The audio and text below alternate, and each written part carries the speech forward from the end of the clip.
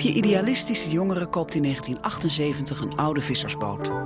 Ze varen de hele wereld over om actie te voeren tegen walvisvangst en atoomproeven. Maar de Franse geheime dienst blaast het schip op. Nu in Holland Doc een verhaal over staatsterrorisme en de romantiek van het actievoeren.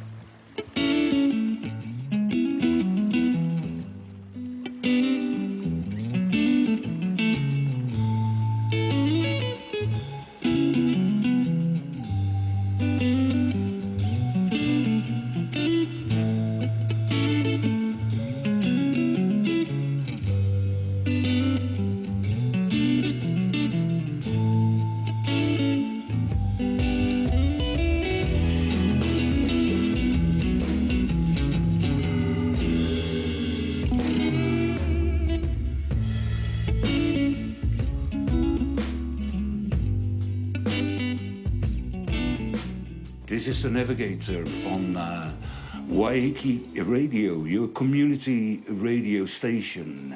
And I'm going to finish the session with some good old country rock. And I'm going to dedicate this to all my Greenpeace friends here on the island, the veterans of the Rainbow Warrior, and everyone who has been connected. Dedicated to you by the navigator on Waiheke Radio.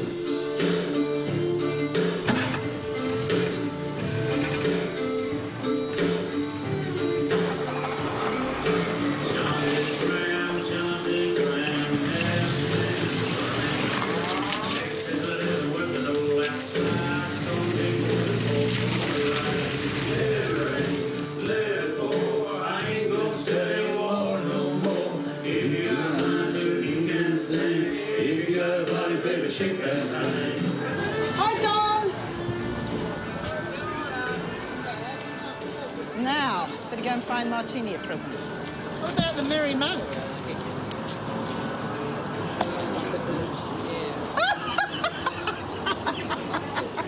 X-censored. How much do you want for that? $1. Yeah, that'll do. I'm just looking for a present for a friend. Oh. A male friend. Does he have a big hole in his ear? Stranger, stranger, he's got muddy waters in his blood. That young man can sing the blues. Is dat die woorden moe? Let it pour. Don't study war no more.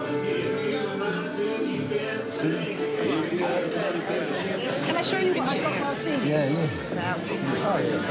I thought I'd stick this on top of his cape.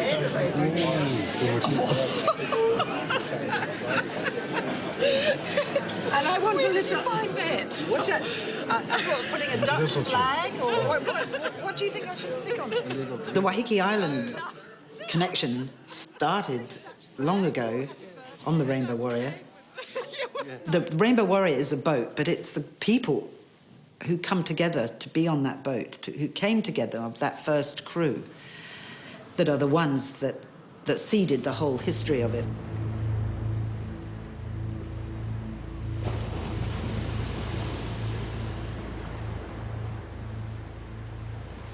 He was distinctive looking and something of a legend as a seaman. We exchanged few words after that as he intimidated me. His knowledge of the nuclear issue was immense and detailed. I could see he was a master mariner in the truest sense. He had the same wonderful smell I'd encountered on the Free and walked with perfect balance where others were unsteady. He could splice and lash and make lines fast with confident dexterity and knew everything about the stars. He'd been navigator on the Free and purposefully chose the graveyard watch in order to observe the passage of time as recorded in the heavens.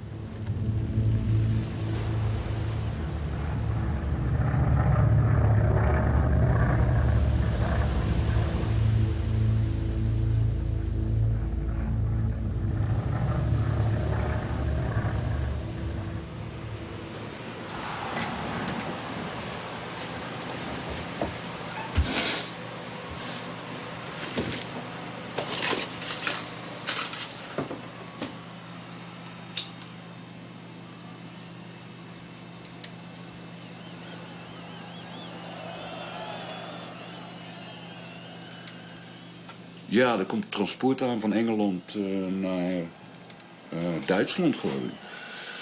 Maar ja, dit boot is ook helemaal ongeschikt om daar atoomtroep te vervoeren. Dat is belachelijk.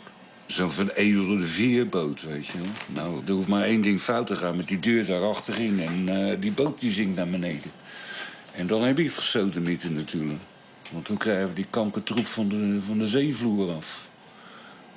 Ja, ik doe dat elke dag. En ik maak dus wel lijstjes en posities. En ja, het is net zoals je op zee zit.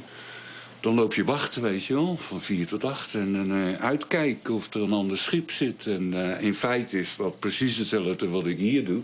Alleen, ja, ik zit niet op zee.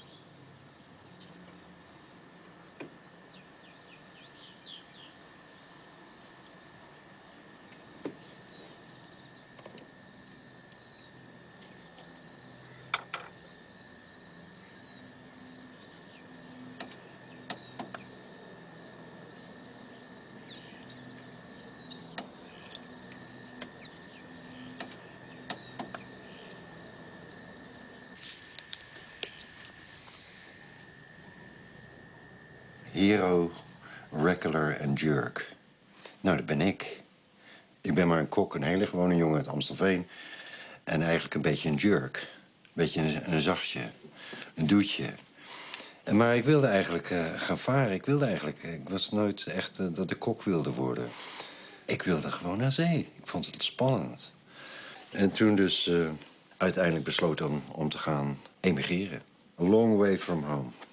Naar Nieuw-Zeeland. En toen liep ik een beetje in Nelson, in het Zuideiland, een beetje rond te kalefanten. En wie kwam er binnen? De freak kwam er binnen. En daar zat Martini bij. Die was die navigator, die was die stuurman. En ik klikte meteen met Martini. Dat is altijd zo gebleven, tot op vandaag de dag. Ja, daardoor dus in Greenpeace gerold. En ter zijner tijd dus ook bij die Rainbow Warrior weer terechtgekomen. Door middel van Greenpeace voor 30, 40 jaar werktijd word je dus beschouwd als een soort hero. Ja, dat ben ik eigenlijk helemaal niet. Ik ken mezelf veel beter. Ik ben geen held.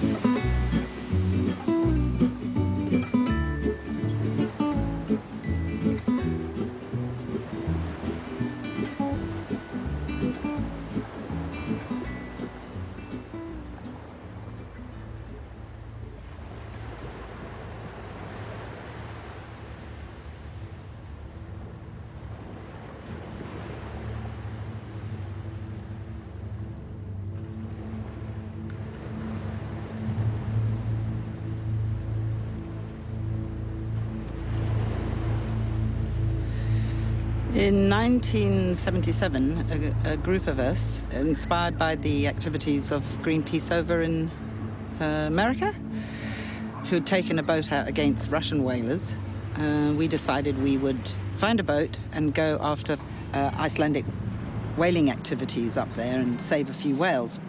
I mean, that was our goal. We didn't know whether or not we would succeed or whether even if we would die doing it.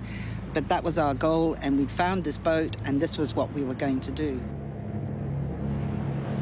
Since February 1978, the Greenpeace organization has been planning their anti-whaling strategy. They've purchased this aging, rusty trawler with a grant from the Netherlands branch of the World Wildlife Fund. And for the next 3 months, Greenpeace volunteers will be working flat out to get it in fighting trim. The first moment was transforming the Sir William Hardy into the boat that became the Rainbow Warrior. We were looking at a boat literally that was covered in rust.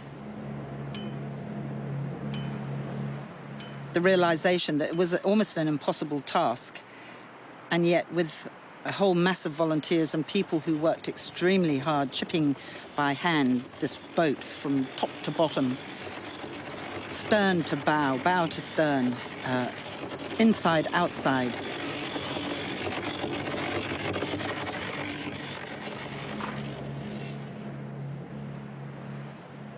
We had this boat, nice and clean, devoid of rust. What were we going to do? What were we going to call her? How would we transform her into our own boat? And Rémy Parmentier was a young Frenchman, said, well, what about, and he said it in French, les guerrières de l'arc-en-ciel, and we said, warriors of the rainbow. No, that's too long. And I said, well, I think she should be called the Rainbow Warrior.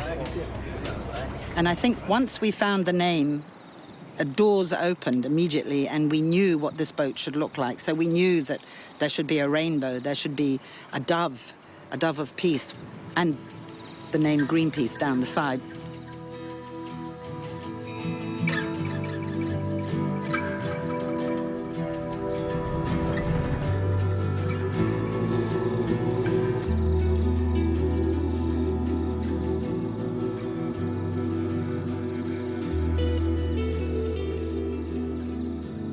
Have you eaten? Hey? Do you want breakfast or not? Yeah, well, you get your own.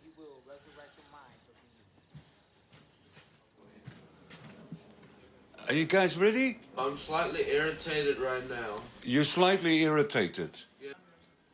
Ah, never mind that. Go and brush your teeth, say? No. I'm still irritated. Mo? Oh, yeah. Right. Sit, Fred. Your lunches are on the table. There's one with two bombs in it. That's size. Okay?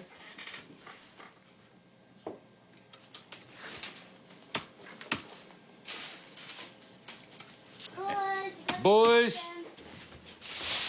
Boys! Turn the computer off. Off you go.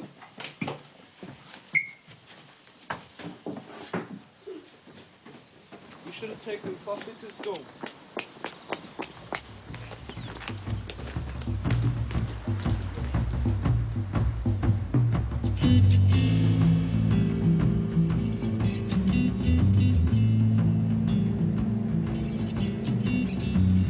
When the Tower Bridge opened up very slowly and we sailed underneath, and we knew that the journey had begun, we all stood right up forward with some bad champagne and toasted ourselves and the fact that this boat actually worked and that we were actually beginning this journey. None of us were being paid any money to do what we were going to do. In fact, it was at a personal cost to a lot of us. And sometimes along the journey of the Rainbow Warrior, various crew members would get off and work in factories in order to be able to pay to buy food for the crew on the Rainbow Warrior. So we were almost like paying to be part of the crew.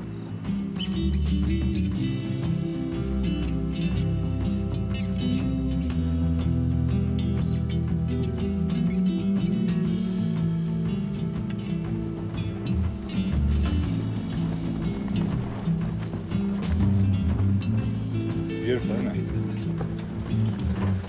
It's a wonderful place to sail because it's sort of scattered with islands. Yeah. It's paradise. You never have to go anywhere else than the Arctic Gulf, really. I'm the skipper of my own boat. We've been sailing for the last 10 years, mostly in the Antarctic and the sub-Antarctic, doing research work.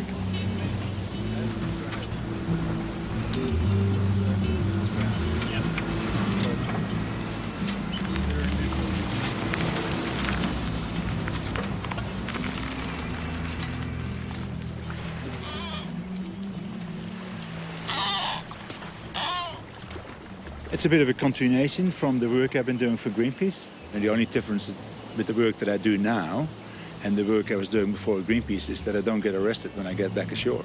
But instead, you know, we get applauded by the scientific community.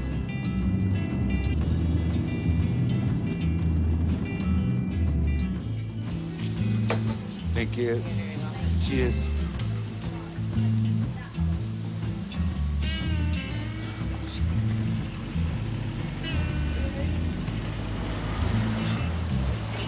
Hey, hey.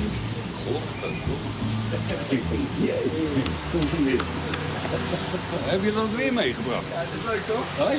Mooi weer toch? Ja, leren man. Nou, je kan nog net droog zitten. Ja, leuk. Hoi? Ik mag in Nederland zijn. Ja, dat lijkt wel over in Nederland. Ben je vandaag overgekomen? Ik vertel vaak veel verhalen hoor, ook van Greenpeace. Maar met de originele Rainbow Warrior, daar spreek ik bijna nooit over. Net met mijn mannen, ook de mensen, als ze daar vragen, dan drijf ik er een beetje vanaf en dan vertel ik een ander verhaal. Dus dat is een beetje te moeilijk, dat verhaal. Het gaat ook nooit weg. En dat is een beetje zwaar, ligt dat. Ja.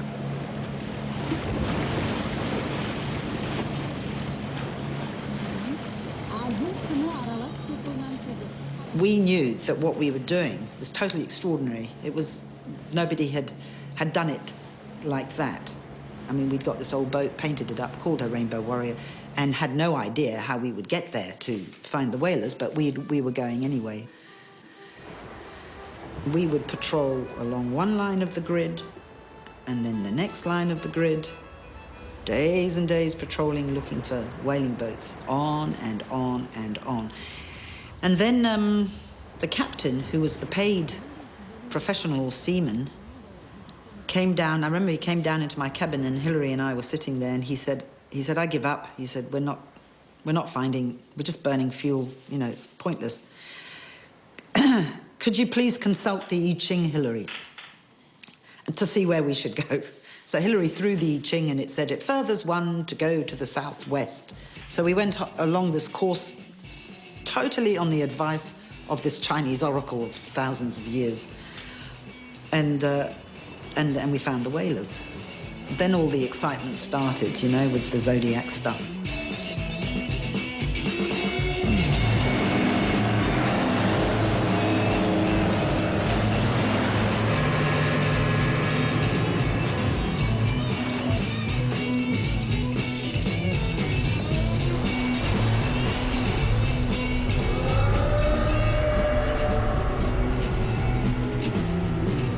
So we spent a lot of time in Zodiacs chasing the whaling boat and trying to get in between the tiring whale and the harpoonist.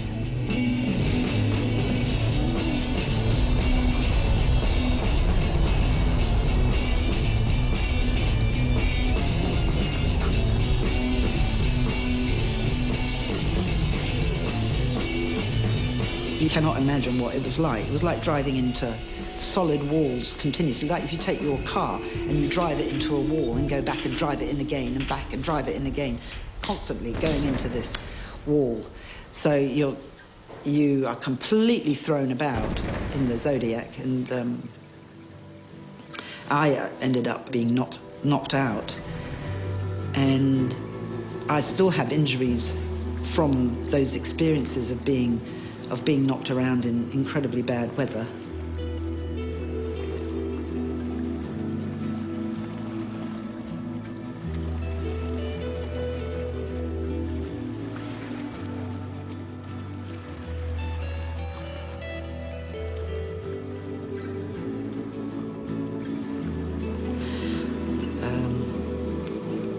When people come back, it's like they've been to a war zone.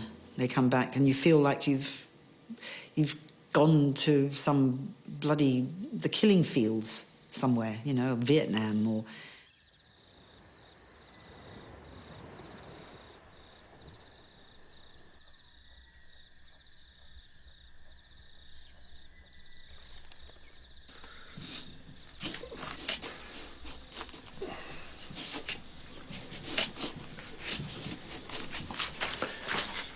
So what time did you come home last night? I didn't even hear you. About 3 o'clock.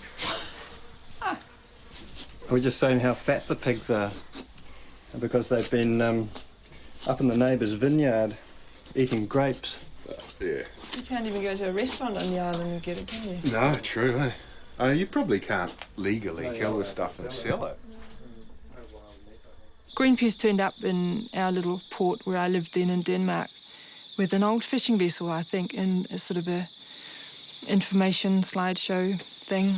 And I just remember seeing those slides of people sailing under the barrels of the nuclear waste shipments, and I thought, yes! yes, these people are doing something, you know, they're not sitting around talking. And I just thought if I could help in any way. So I don't know if I wrote to Greenpeace in Denmark or if I rang them, I can't remember. But, you know, asking if they could use an unemployed fitter and turner. And they called me up and said, can you be in Amsterdam in, I don't know, 3 days or something.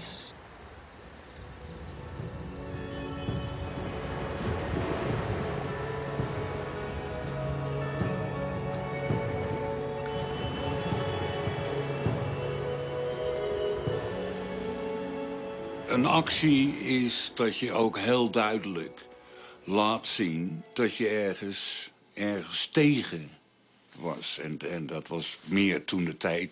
Tegenwoordig, als je ergens iets tegen bent, dan moet je ook een oplossing bieden. Maar dat kwam gewoon veel later. In de eerste plaats was het toch wel actie voeren om iets te laten zien. En spandoeken op die boot toont ook duidelijk aan. Dit is ons bericht.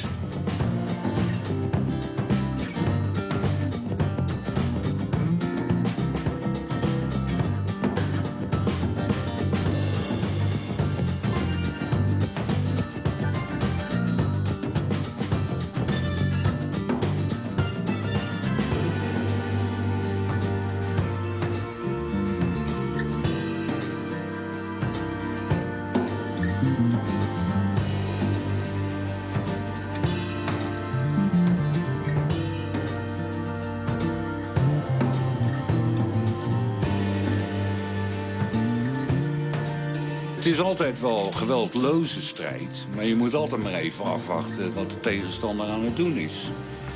En als ze dat weghalen, nou ja, de eerstkomende mogelijkheid hang je weer terug.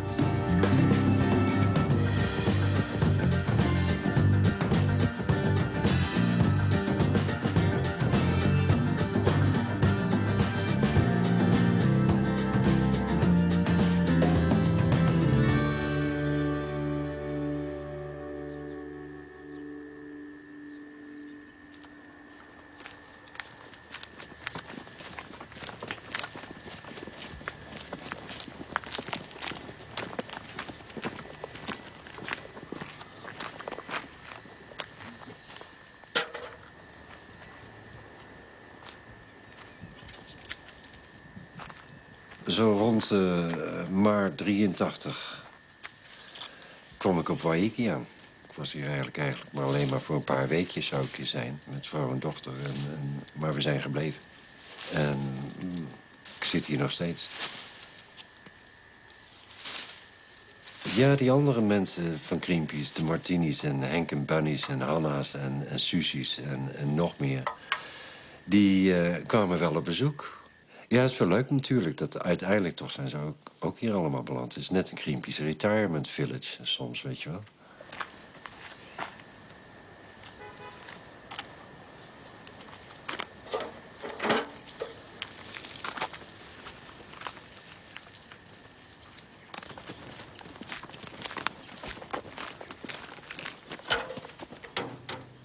Ik maak jammetjes, ik pik fruit van mijn eigen bomen. Hier in de tuin, fruitbomen. En daar maak ik dus jammetjes en chutneys van. En zo op het ogenblik is het ook olijven plukken. En die maak ik dan zelf wel weer in. Wij leven vrij goedkoop. We hebben ons eigen tuintje. We zitten op het minimuminkomen. Voor Nieuw-Zeeland betreft. Maar het is er genoeg. Waiheke Island is like its own country, its own people's republic. And I think that we fit in here. It's 35 minutes from Auckland on a very fast ferry, but it's a different country altogether. Cycling is so wonderful, out from Junkies fun. Waiheke's way is better 'cause it involves everyone. Tell our city council, keep your wheelie bins up past shore. They are just not listening, and that's why we now gotta roar, because if Waiheke does it better, so the politicians said, keep your wheelie bins Rustoord. Een baken van hoop. En dat toch ook veel mensen aantrekt. En die samen proberen toch wel iets redelijks van die hele wereld te maken. Maar ook wel moe zijn van het vele wat we meegemaakt hebben, gezien en ondervonden hebben. Dus het is nou ook een beetje resthome voor burned out greenies.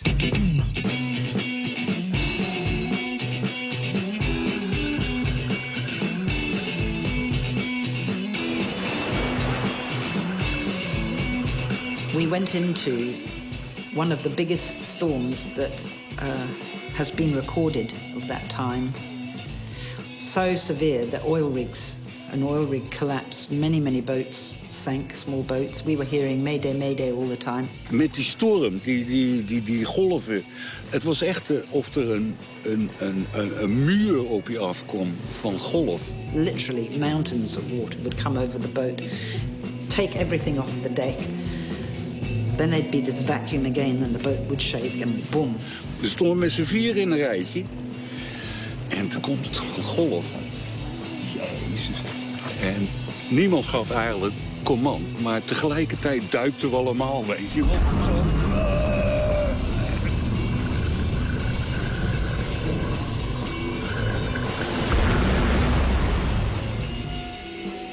Martini said, yep, we'll be fine. I felt that I could have put my life in his hands and we were all fine. So there was this immense sense of faith and trust in him. Hey. Over hier. Alles goed, Joris? Wat heb je daar nou? Ja. Nou. Hier een zakje voor je. Ah ja, doe ik ook. Dat gaat altijd goed. Joris. Ja. Hé, maandagochtend weer. Ja, God. Kindertjes terug naar school. Komen ze allemaal op het laatste moment, weet je wel. Die Moria ook nog. Heeft hij dan ontdekt als schooltas. Dus toen had hij dus eten niet uitgehaald. Ja. Dus dat heeft hij 14 dagen in die schooltas lopen broeien. Komt hij gisteravond. Zegt hij, goh, de tas stinkt, die moet hem schoonmaken. Ja, dan zei jij, ik maak hem zelf eens schoon. Ja, ik doe het. Kijk, ik ben je moeder. Ik zal het beluisterd zijn. Ik doe het niet.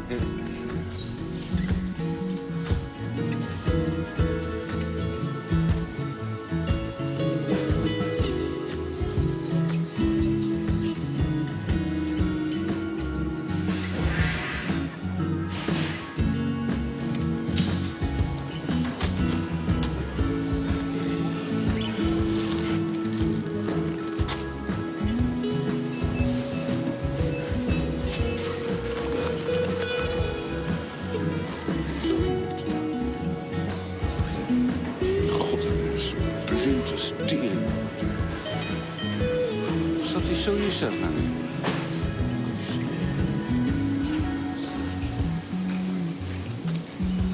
Jezus, het staat ook altijd ergens anders. 3 voor 4.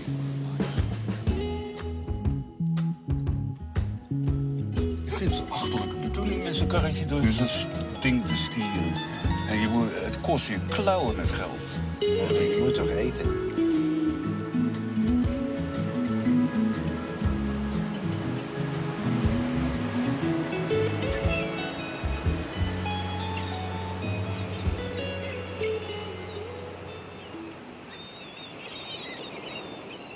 We became a bit of a cult. The Rainbow Warriors started developing cult status, and it was very rock and roll. It was like being in a rock band. Everywhere we went, there were lots of people who would want to come on board, lots of groupies hanging around the boys. It started developing a legendary status.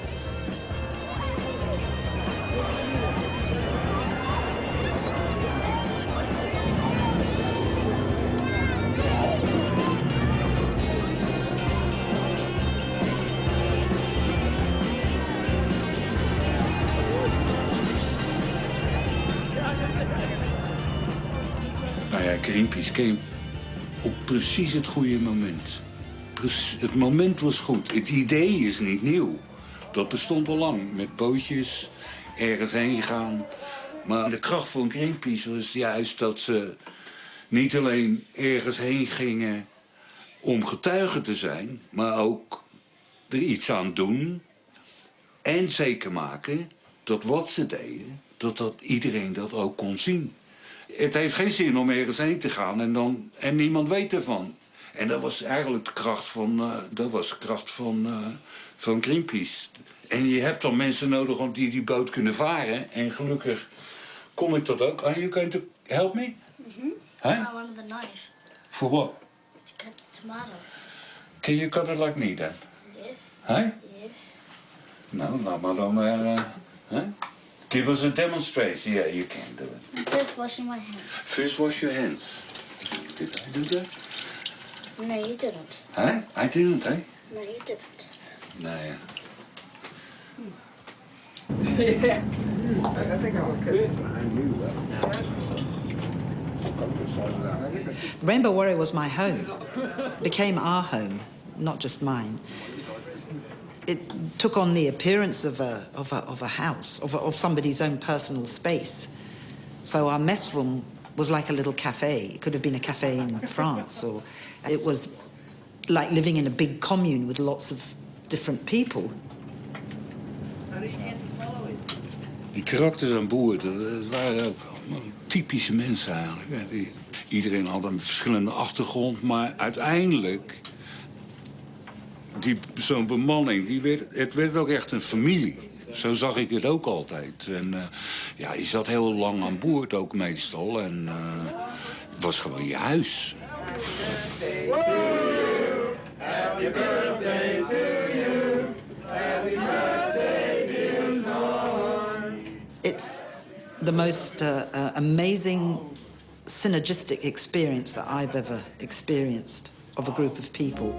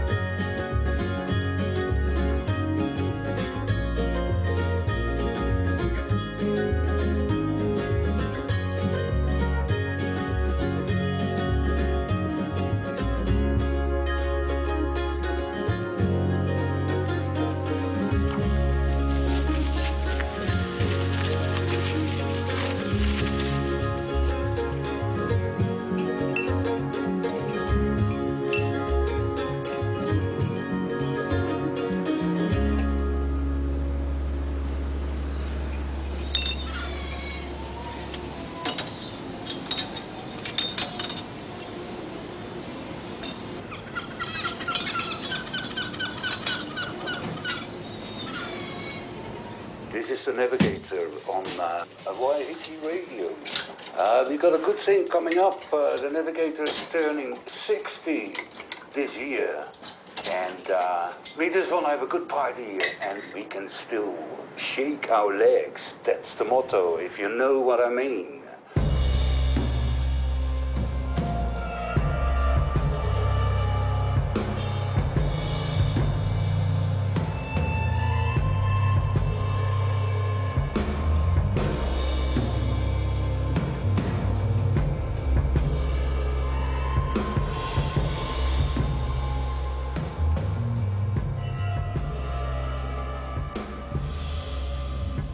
Bruce and I stood up in the Zodiac, preparing ourselves for whatever was about to happen. Although the Pacific Fisher appeared to be speeding up as she slid towards us, the actual event seemed to pass in incredibly slow motion. I craned my neck to look up at this sheer wall of steel, towering above us and still moving. When would she stop? I looked behind me and saw the stone wall. Would I be squashed between the two?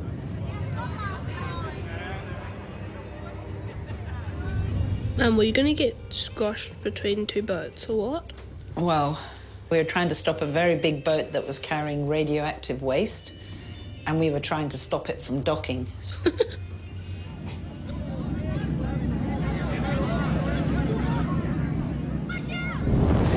just remember this incredible noise of the rubber going... And the tank that keeps the fuel started buckling up, and all the fuel started running out. And then metal is against metal, sparking, and think, bloody thing, it's going to explode. And the driver of the Zodiac, Bruce, he just dived out of the boat and said, jump off the bloody boat, just get off the Zodiac. What did you end up doing, Mum? Did you jump into the water? No, I didn't jump into the water. Where'd you go? I jumped onto the little pontoon that was next to us. All right. But a miracle nobody was killed.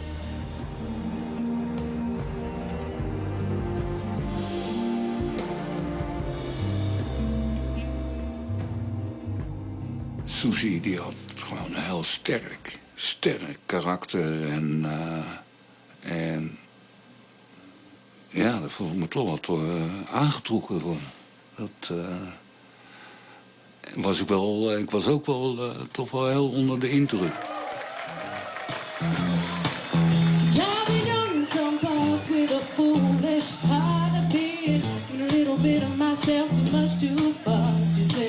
So I gotta make one sweet distinction and be the difference between love and infatuation.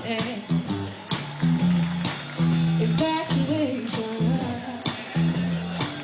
Infatuation. I'd like to tell you about the time when I first met Martini. It was early in the morning. And this long-legged, long-haired man stepped on board the Rainbow Warrior. And John Castle, the skipper of the Rainbow Warrior, said to me, would you mind if I put Martini in your cabin? And I said, please do. And I'd like to acknowledge our daughter, Brenna, who's over there, who was conceived on the Rainbow Warrior.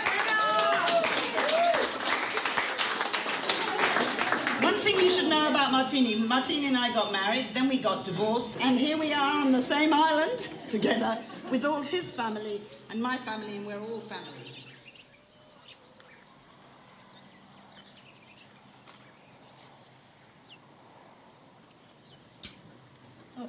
Oh, here's Brenna. Hi, darling. How are you? All right. Underwear. Have you got any coffee? Coffee? Yes, please. What are you doing? Reading. Are you reading Mum's book? Yes, I am. What part? It says, I imagined caressing Martini's mouth. Hey, you're not supposed to be reading that bit. I liked when you would look at him, but you couldn't really listen to anything that he was saying. You were just watching his mouth move. You know that? Did I write that? Yeah. Brenna. This part, Mum. I found myself seeking him out with vague and irrelevant questions, which he'd try to answer as thoroughly as he could. I listened less and less to the actual words, the sound of his voice carrying me to some faraway place. It was difficult trying to juggle my self-imposed androgynous behaviour with an emerging sexual appetite. Block your ears! Block your ears! I wanted to dress and behave like a woman. Mum. A cook with a boy. This is too much! Stop it! I didn't write this. You did. Oh, that's so sweet. It's pretty well written, eh? Yeah, very well written.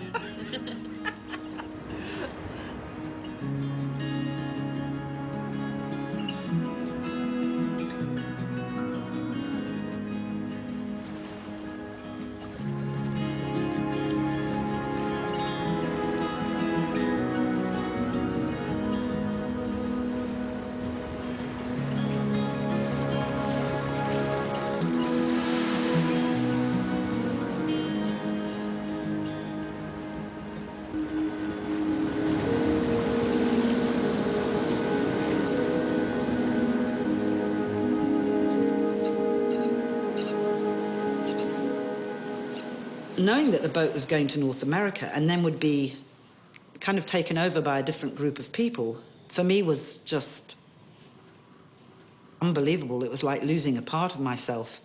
And so I went down to the Rainbow Warrior with the small baby, just grieving for the loss of this boat. And the Warrior was going off to start a new life. And I cut myself off from it.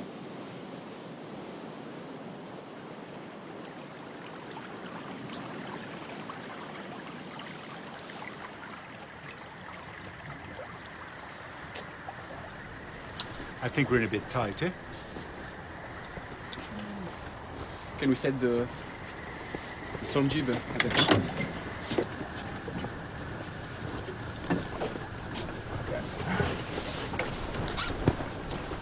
Een schip dat gaat varen en dat neemt zo zijn eigen leven aan. Want je slaapt erop en je leeft erop en je bent altijd aan boord. En het schip vaart ook door. Als je nou aan het slapen bent, dan het schip vaart gewoon door, weet je wel.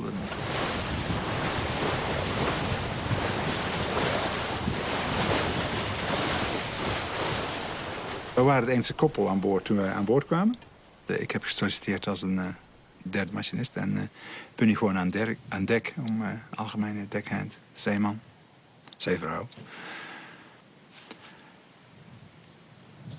You know, when I first joined Greenpeace, I actually didn't really know that much about Greenpeace at all. I, in fact, hardly knew it. I really was interested in what Martini had told us about what the boat was going to do. It was going into the Pacific for the first time, doing an anti-nuclear tour.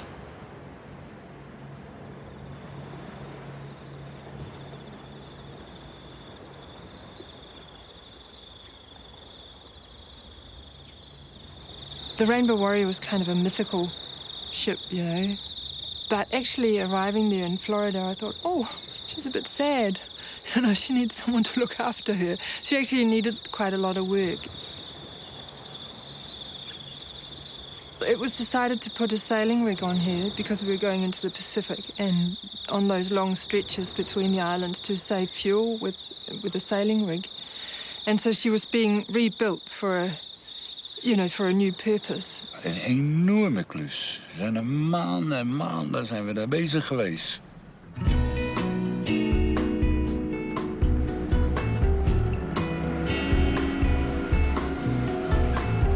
And we had these two guys. They were contractors and they were just brilliant. They were really big guys, and one of them was driving the crane and the other guy was directing the crane driver. And the crane was picking up this enormous mast that we were going to step onto the foredeck of the Warrior.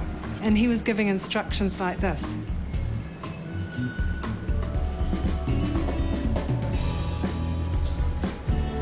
Just these tiny little finger things like this. It was very nice. It was very nice to watch them. It was like a dance.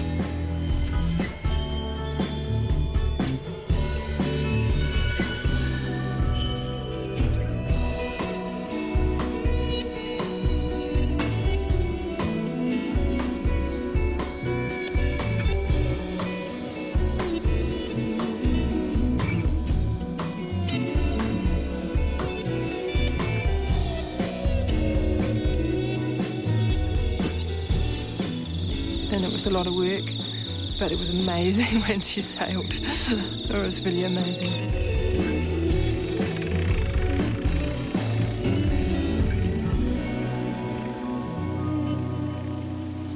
De eerste keer dat we naar buiten gingen, om te kijken hoe die deed. Dat is altijd wel spannend natuurlijk. Hij zeilde, we hadden een leuke wind en hij zeilde gewoon harder dan we ooit met de motor hebben kunnen varen. We gingen in 12 knopen, 13 knopen. Prachtig, ja. Heel mooi voor motor af. Het schip vaarde echt mooi. Ja, het is een mooi zeilschip. We waren allemaal heel trots.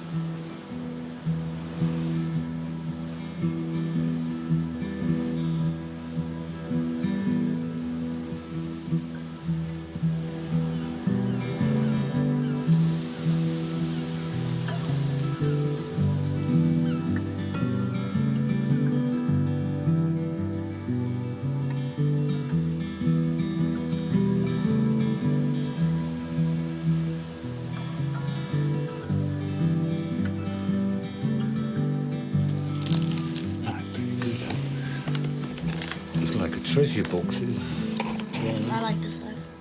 You can show me. Hey? Simon, who's that? Where the heck was that now? Oh, look, Daddy. Yeah. It's you. This was in 91, I think, at Motorola. Here you can read it. Yeah. Greenpeace activist from the Rainbow Warrior. Yeah, Mom. Huh? Huh? Shit. Why are you laughing? Because it's funny. Doesn't it, huh? Kuifje in the Pacific. And look, I still had all my teeth.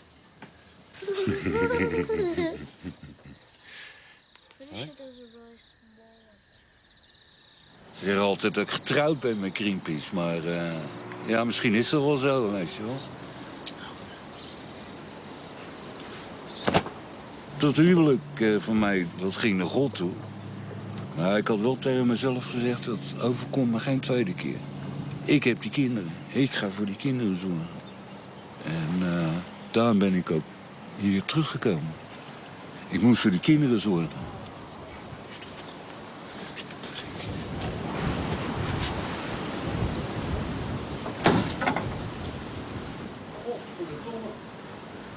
Ja, als je hele was opgepleurd. Ja, als de kinderen weer de deur uit zijn, dan zien we wel even verder, weet je wel. Misschien, ja, ik zou het wel weer leuk vinden om terug naar zijn boot te gaan. Hè? Het lijkt me te gek. Ja, het blijft er een jaar zitten, weet je wel.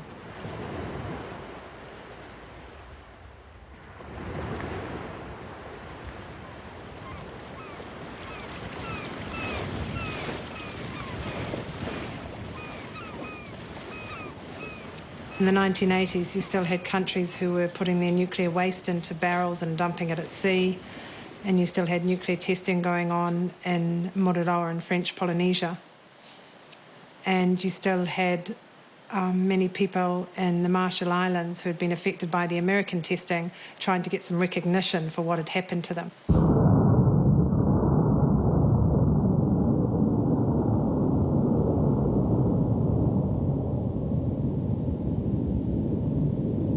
March 1954. A device with 1,000 times the energy of the bomb that shattered Hiroshima. They call it the Day of the Two Suns in the Marshalls or on Rongelap because they had the sun rising in the east, but they had it rising in the west as well, this big fireball. And they had no idea what was going on. And then they started getting all these kind of white flakes or this stuff landing on them, on their bare skin and everywhere. Kinderen die daar geboren werden, er waren er ook veel ontzettend misvormd. Er zijn voorbeelden van dat die kinderen zagen eruit als een soort kwal.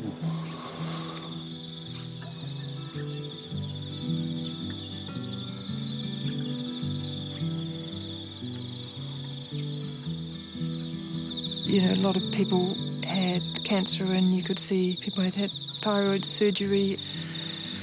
The whole range of effects from that. And so the people of Rongelap had asked us if we could move them to a safer place. Ja, Rongelap. Voor mij is dat nog steeds eigenlijk het beste wat ik ooit gedaan heb met Greenpeace.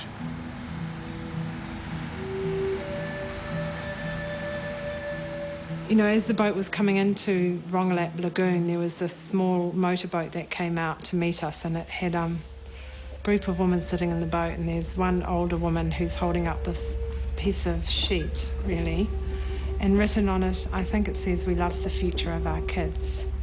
And she's clearly really happy to see us, but really sad to see us as well. So she's wiping these tears away and holding up this piece at the same time.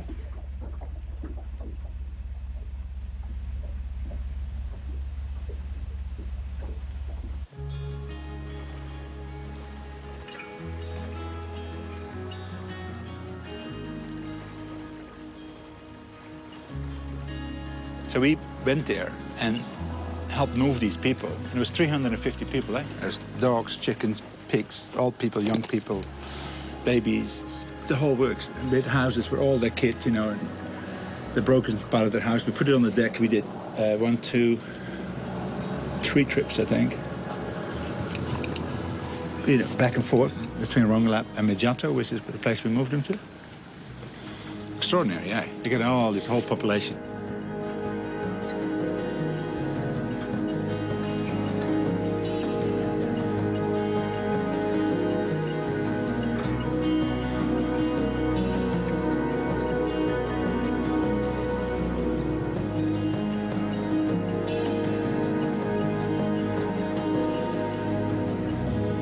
So, yeah, it was pretty amazing that they packed up everything that they had. I mean, they took all their buildings or their houses apart. We had that boat, our boat, loaded to the absolute gunnels, you know, all the plywood and everything loaded up to about this high on deck. Every square inch of the boat was absolutely full of materials and bags and food and people and...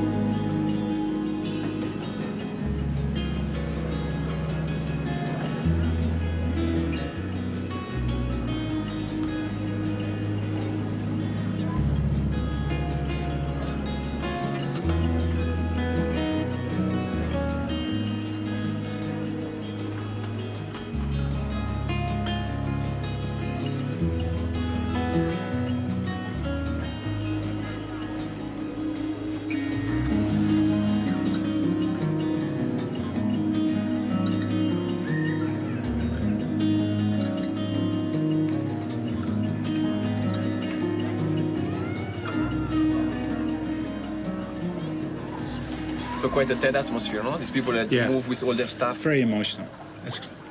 And it touched us as a crew. You know, it disturbed everybody, you know. They were obviously very disturbed, but us as a crew was like, oh, we weren't really ready for it. You know, we didn't know what was going to happen, and we were all like, wow, you know, this is a big thing, you know. This is much bigger than we thought.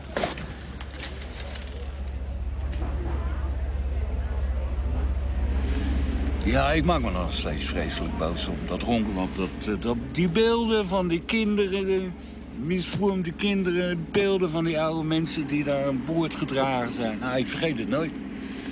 Ik vergeet het nooit. Dat zal me altijd bij blijven staan. En, nou ja. En ik maak me nog steeds vreselijk druk over. Dat ze zijn in feite als guinea pigs gebruikt door de atoomindustrie. Hè? En dat alles om atoomwapens te bouwen. I felt very angry after Rongelap. Yeah, anger. I just couldn't believe it, really, how that had been allowed to happen. And also so few people seem to know about it.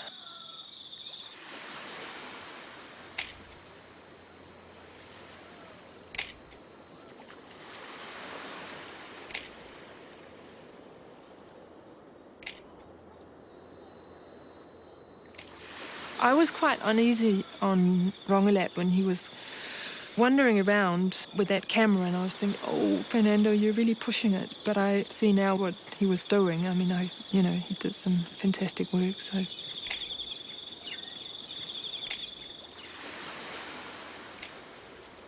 Fernando was incredibly easygoing.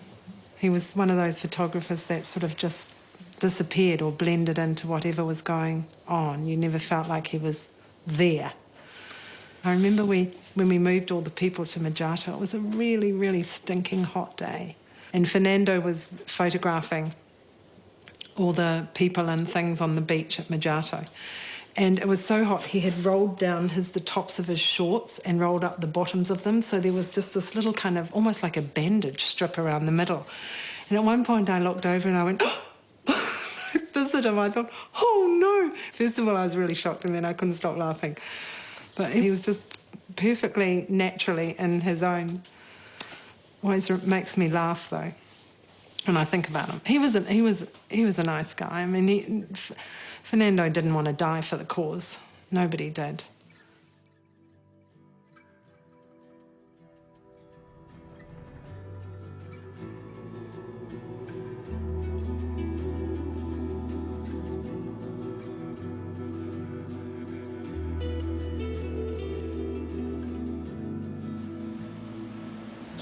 And we sailed overnight to Majato, and then we unloaded in Majato. And it was very hard to leave. We left them behind on the beach with all their houses taken apart. Said goodbye and moved on to the rest of our campaign.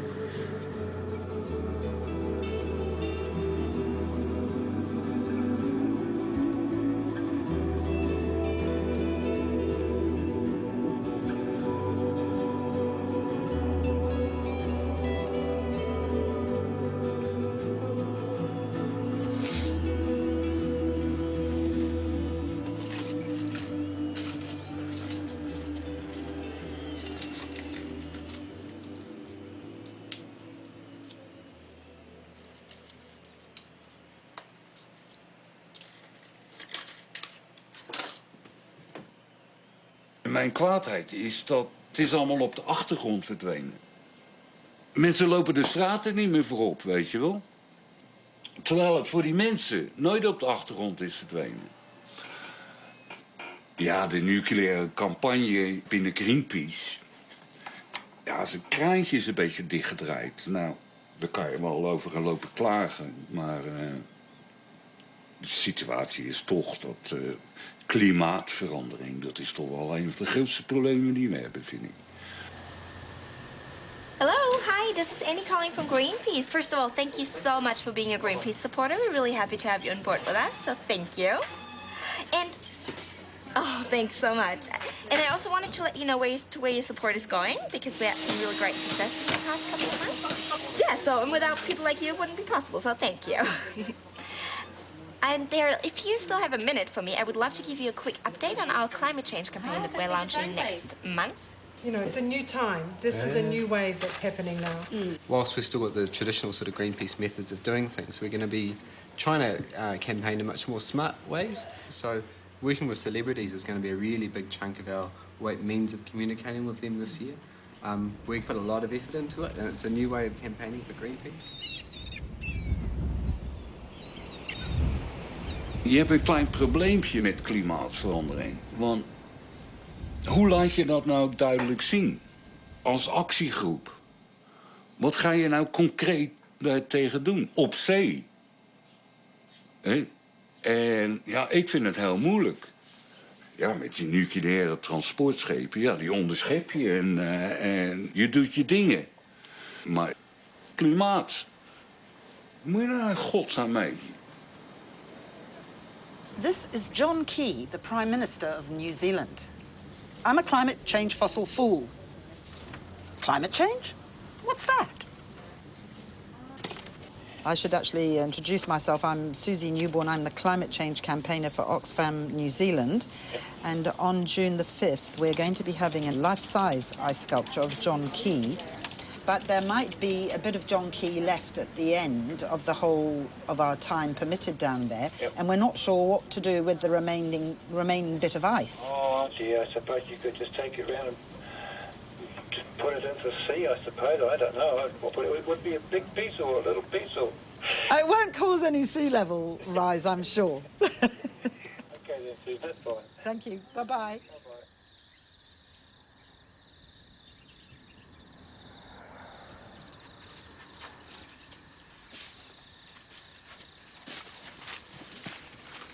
It frightens me witless, really.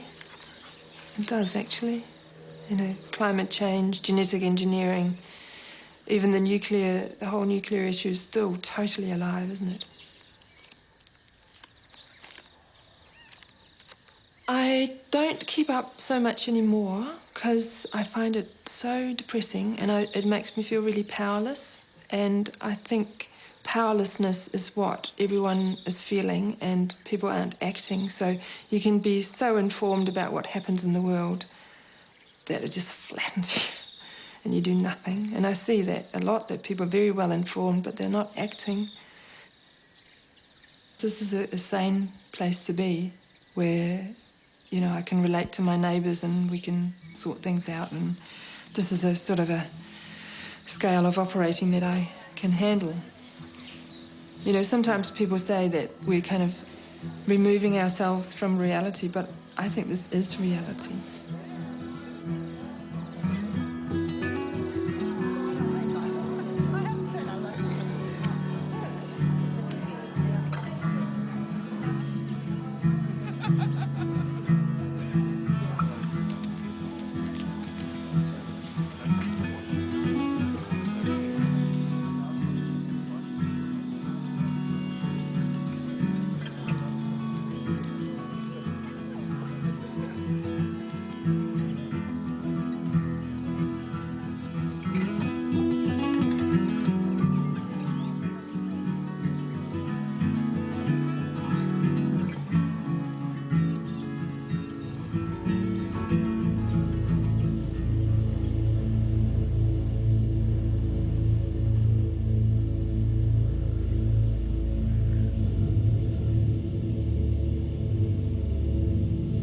The Kwajalein missile range is a very, very offensive place. It makes me mad just thinking about it now.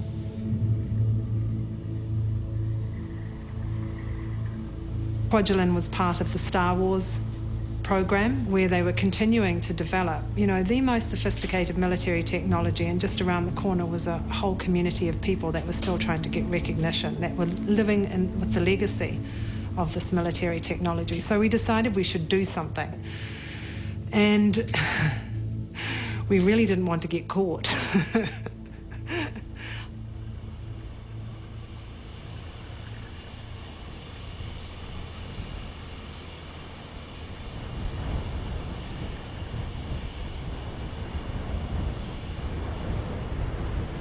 And we painted on it, we can't relocate the world, trying to connect what we'd done with moving the Rongelat people to the fact that, you know, they're developing weapons that could blow all of us to smithereens, and where would we all go?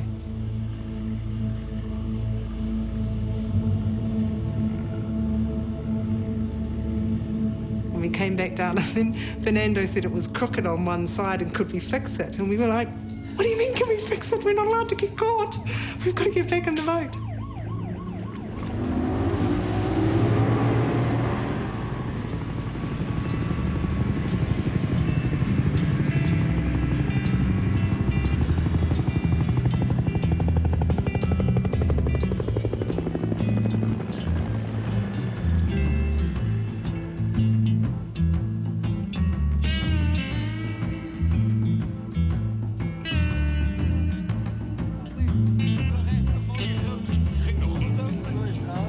Ja, dat ging nog omhoog ook, weet je wel, tegen de achteruit. De politieauto? Een politieauto. Waar die politie nou was, weet ik niet. Maar je bleef maar kijken, en op een gegeven moment komt hij eraan lopen.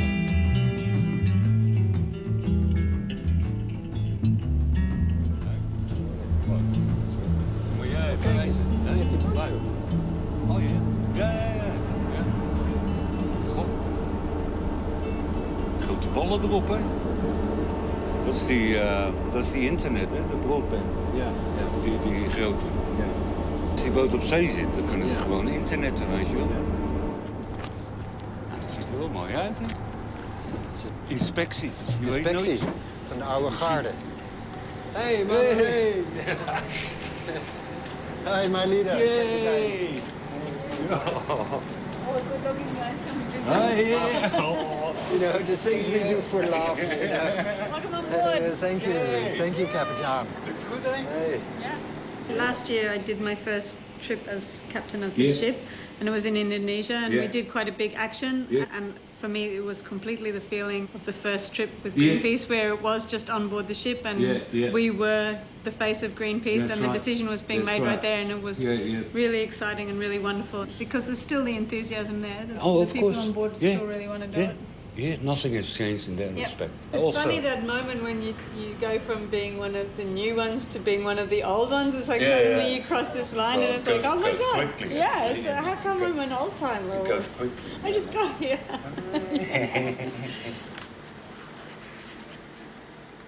Some of them have what they are on the back of them.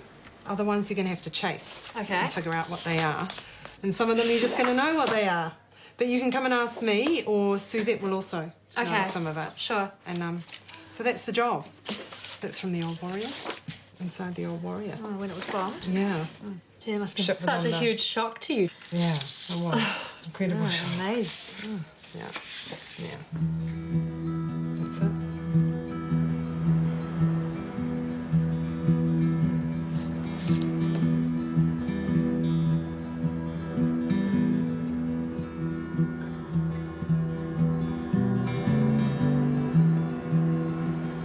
I remember really clearly actually sailing down the coast of New Zealand and coming into the harbour. Yeah, there was a lot of boats that came out to meet us. That felt really good.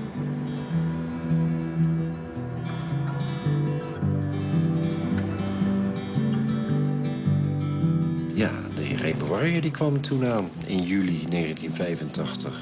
Ja, daar zat Henk en Bunny op. Er zat martini op mijn oude maat, weet je wel. Dus dat was gewoon een geweldig welkom. Die kade die stond helemaal vol met mensen. En dat was gewoon drukte van belang. Ministers kwamen aan boord en mensen van de straat. Iedereen die supportte dat van... ja, we gaan naar een muur over, we gaan een muur over. Die Fransen moeten ophouden als je... waarom hier testen, doe het maar thuis, weet je wel, in Frankrijk. And we were supposed to go off to Mururoa about 10 days later or something like that. And then, of course, only 3 days later, the ship was... the bombs were attached to the ship and blown up.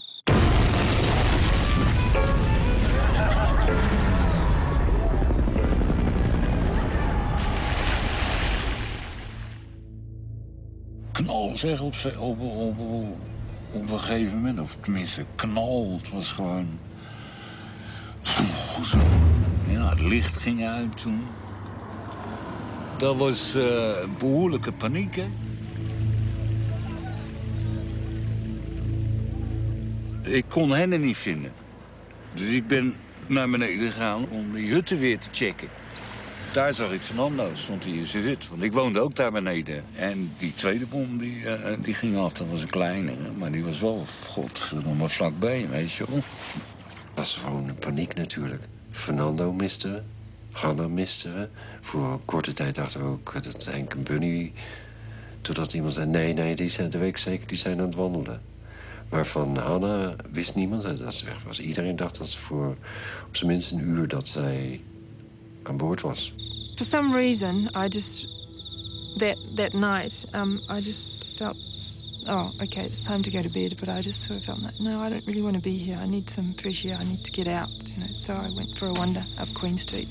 I had no idea where I was going, but that's where I ended up. Godverdomme, het water spoot zo uit de bodem. Ik kon nog net die kade opklauteren. En ja, sta je op die kade. Godverdomme, waar is die Fernando nou? Ja, ik heb hem naar beneden in die hut. Oh, godverdomme. Ja, dat denk je er wel aan, weet je wel. I think it's really hard to think, not to think, but it's really hard coping with the fact that we couldn't get all of us off that boat.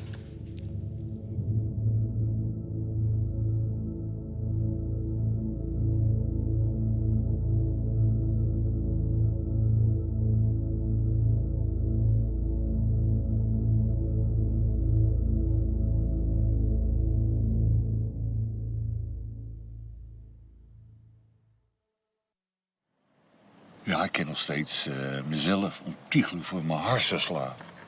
Dat ik die gozer gewoon niet bij zijn arm gepakt heb, weet je wel, en naar boven gesleurd. Want hij denkt natuurlijk alleen aan zijn cameraatje, dat het gevaar. Of hij dat hij nou bewust van geweest is, ik weet het niet.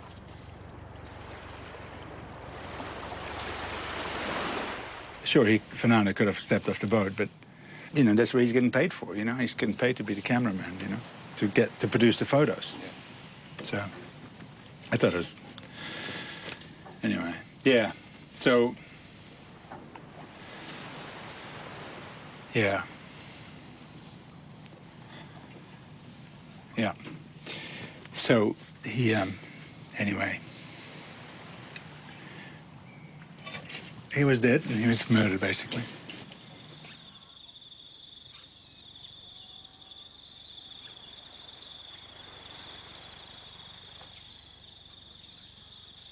And then, sort of on dawn, I suppose, we left the police station, and I just remember kind of walking out of the doors and looking out over the wharf area and seeing her sitting there with the masts leaning up against the wharf and the building on it, and that's when I really got it, you know.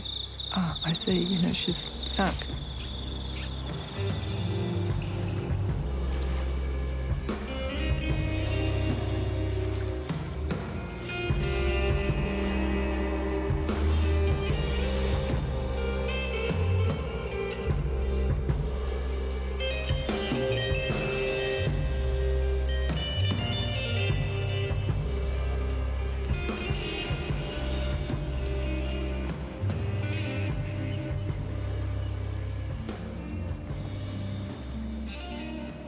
ben een veel boze mannetje geworden. Ja, ik gebruik nog steeds pilletjes, weet je wel. 2 per dag, om me lekker een beetje rustig te houden. Dat moet ik op een gegeven moment wel vanaf natuurlijk, maar ja, dus voor mij is het noodzakelijk, anders maak ik me veel te druk. En dat kan ik niet hebben op dit moment. Ik moet wel mijn hartstikke bij elkaar zien te houden.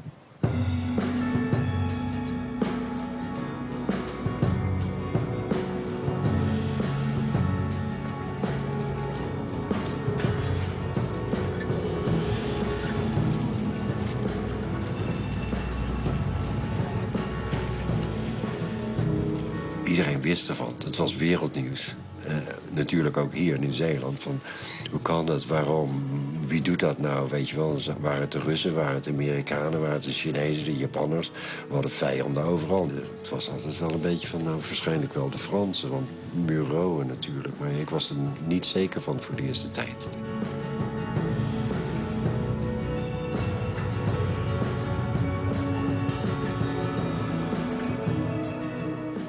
And then this whole sort of spy story clouded over the issue, really. The French Secret Service, which was all true, and it was extraordinary that they even thought they could get away with it, or they thought that it was necessary for us to blow us out of the water. It was murder what happened to Fernando, and there was never any justice for the way Fernando died. They will burn in hell as far as I'm concerned for what they did, because you have to be responsible for your actions at the end of the day.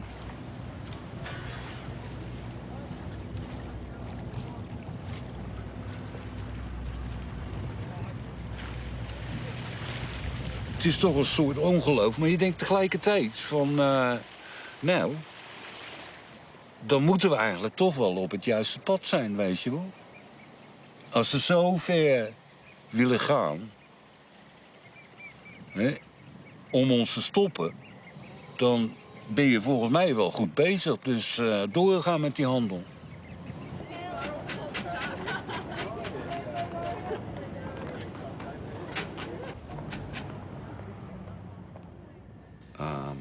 One result of 85 was that Greenpeace grew like enormous.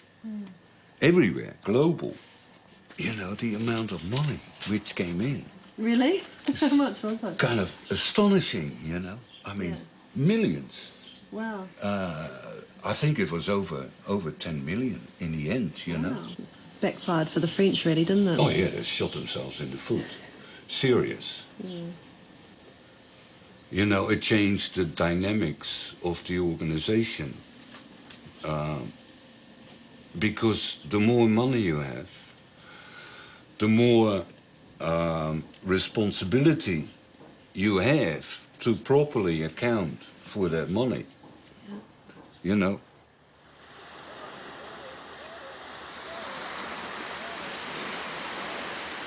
As the organization grew, the people who tended to be the old-style campaigners got kind of left behind when Greenpeace went down another path. At that point, Greenpeace was no longer a movement. Greenpeace had become a multinational. So in a way, I became somewhat divorced from it and just thought, well, Greenpeace has morphed into something totally different. Today, Greenpeace has launched a report, While Stocks Last, Supermarkets and the Future of Seafood. To mark the launch of our report, we've set up a cafe here in downtown Auckland. This is to show New Zealanders what could be the future of seafood. And our cafe is Nice job on the jellyfish there. impressive, eh? This job was never a job I aspired to. I never thought, oh, one day in Greenpeace I'm going to be the executive director of Greenpeace New Zealand. That was never anything I thought about doing. But it seems to have been a natural progression in lots of ways. Hey, Dad. Welcome. Nice to see you. Yeah, you're here for this activist training? Yeah. Yeah, that's great. So when is everyone arriving? Got an hour, I think. An hour. And how many? 34 altogether, 35. Oh, wow. And they all stay here.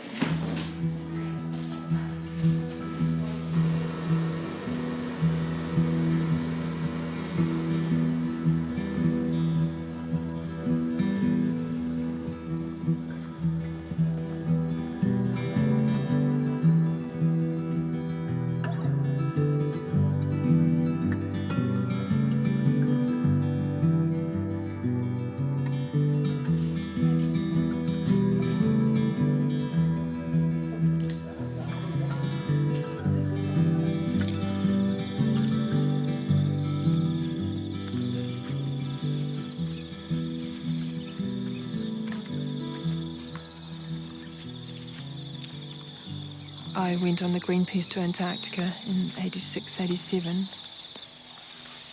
But I realised I was quite tired. I just didn't have enough to give. You shouldn't really be there if you don't have lots to give, because that's what it takes, or that's what is best anyway. And I was just kind of tired, and I needed a place to grow carrots. So that was my last trip. I needed to do something else. I needed to say yes to things instead of saying no to things. And so we can work on how we want things to be, rather than just saying no to how.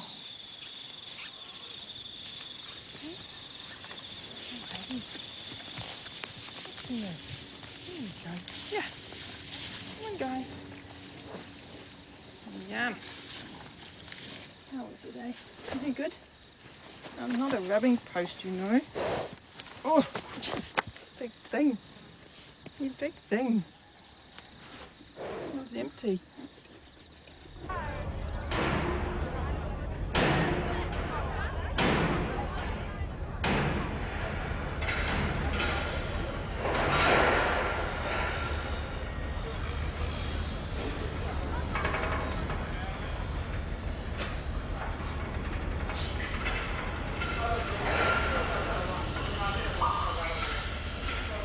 All these people who had been on the Rainbow Warrior before were now, well, a lot of them were in New Zealand. And somebody said, well, Susie was there for the birth of the Rainbow Warrior. This is the death of the Rainbow Warrior. She needs to be here. And I flew out with Brenna to New Zealand and have been here ever since.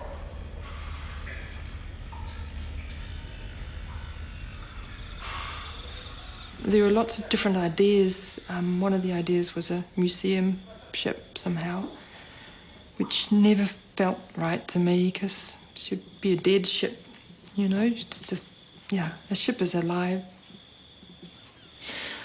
being in a way. So after it was clear that she wouldn't sail again, the people from Matori Bay, the Māori people from that bay, kind of offered to take care of her so she could be sunk and become an artificial reef and create new life in that way. And that felt right, the right thing for a proud ship. So we cleaned her right up so there would be no pollution and all that sort of thing. And she was towed up to Matori Bay.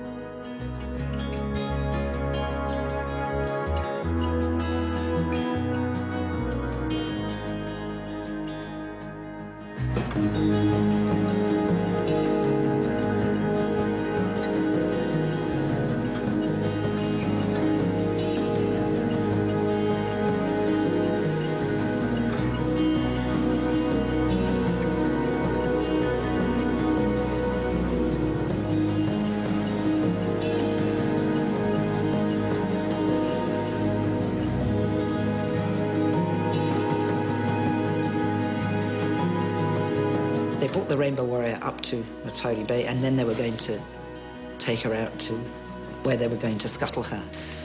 And I didn't want to be part of that, because I would not be able to see that boat going down.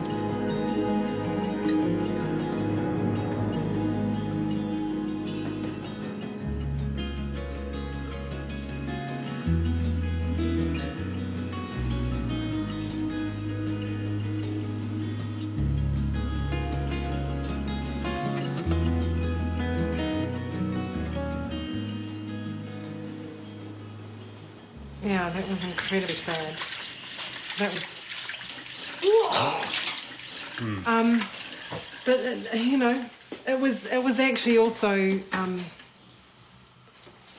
it was totally like a burial. Very sad, but it was a huge release too. Yeah. It's like we were finally laying her to rest. Yeah. It seemed to take a long time. I do remember her sort of slowly, the aft sort of coming up out of the water, and finally she just slid down. And, yeah.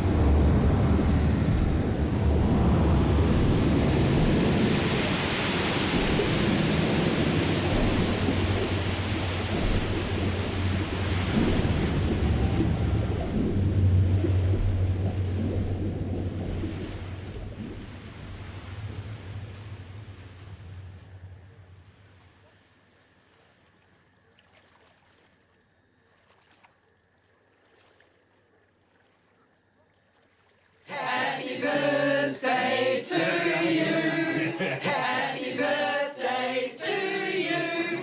Happy birthday, dear Martini.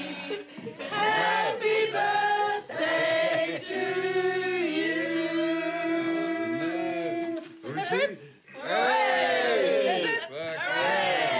Press his head. You press his head. Fred his head. Come. No, press his head down. What happened? If you can't trust your ex, who can you trust? Met een Feyenoord vlaggetje eraan. Nou. Ja. Hé, waar? Ja. Oude lul. Oké, nou. Ah, daar heb ik van. Ik denk altijd van, nou, stel je voor dat we nou helemaal niks hadden gedaan. Hoe had het er dan uitgezien? Stel je voor dat we in de jaren 70 nooit naar Muuro waren gegaan. Hoe lang had het dan geduurd voordat die Fransen eindelijk een keertje stoppen met dat gezeik in de atmosfeer om te beginnen? En dan hadden ze gewoon doorgegaan. Dus nee, ik heb... het was het waard.